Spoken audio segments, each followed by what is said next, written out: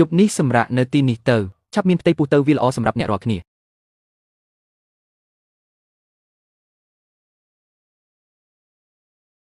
Kenjiu បើឯងអង្វរខ្ញុំអាចជួយឯងបាន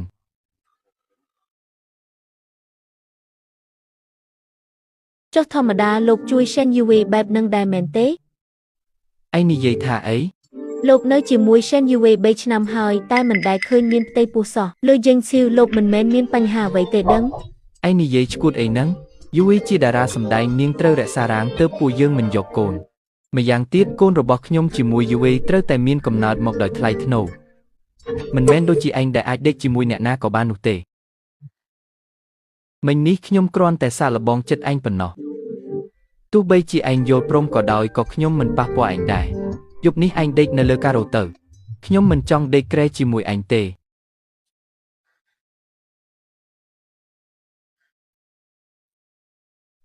អាឡូ Yue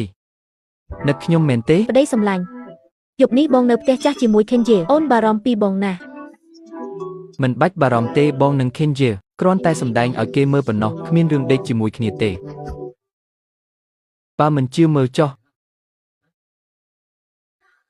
បងឲ្យនាងដេកនៅលើការ៉ូមែនទេនាងកំពុងតែត្រៀមខ្លួនយកកូនផងបងមិនបារម្ភទេអី វាមិនមែនជាកូនរបស់បងផងគ្រាន់តែកូនឥតខាន់ស្លាម្នាក់ស្លាប់ព្រោះវាពាក់ព័ន្ធអីជាមួយបង ប្តីសម្លាញ់ទៅយកខាងក្រៅទៅអូនចង់និយាយពាក្យផ្អែមល្ហែមជាមួយបង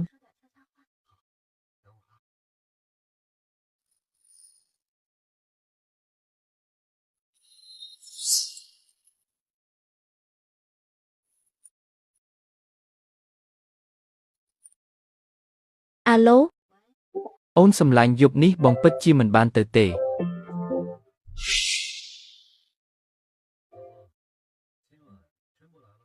ហេតុអ្វីបានជាអ្នកមានលេខទូរស័ព្ទខ្ញុំ ក្នុងនាមជាអ្នកអាជីពលំដាប់កម្ពូលខ្ញុំច្បាស់ជាត្រូវស្គាល់អតិថិជនឲ្យច្បាស់ដូចបាតដៃអញ្ចឹង ប្រសិនបើអ្នកនៅតែគិតពីរឿងការពីយប់មិញចាំខ្ញុំមានលុយខ្ញុំនឹងសងអ្នកវិញកុំភ្លេចថាខ្ញុំមានគ្រួសារហើយ ចុះបើខ្ញុំចង់លូកដៃចូលក្នុងរឿងគ្រួសាររបស់អ្នកវិញ សុំទោសខ្ញុំគ្មានបំណងលេងលះទេខ្ញុំស្រឡាញ់ប្តីខ្ញុំណាស់កុំតាក់ទងមកទៀតពួកយើងគេងហើយ ឈិនជៀវនាងហ៊ានគេងជាមួយគេផង មើលទៅនាងគ្រាន់តែលេងសើចមែនទែនតើ មិញនេះគេហៅឈ្មោះខ្ញុំមែនទេ គេដឹងបានយ៉ាងម៉េចពិតជាលំដាប់កំពូលមែន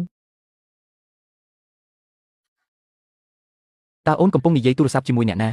មិនមែនជារឿងរបស់បងទេ អូននិយាយទូរស័ព្ទជាមួយអ្នកផ្សេងហើយនៅតែចង់មកសារភាពស្នេហ៍ជាមួយបងទៀតឯង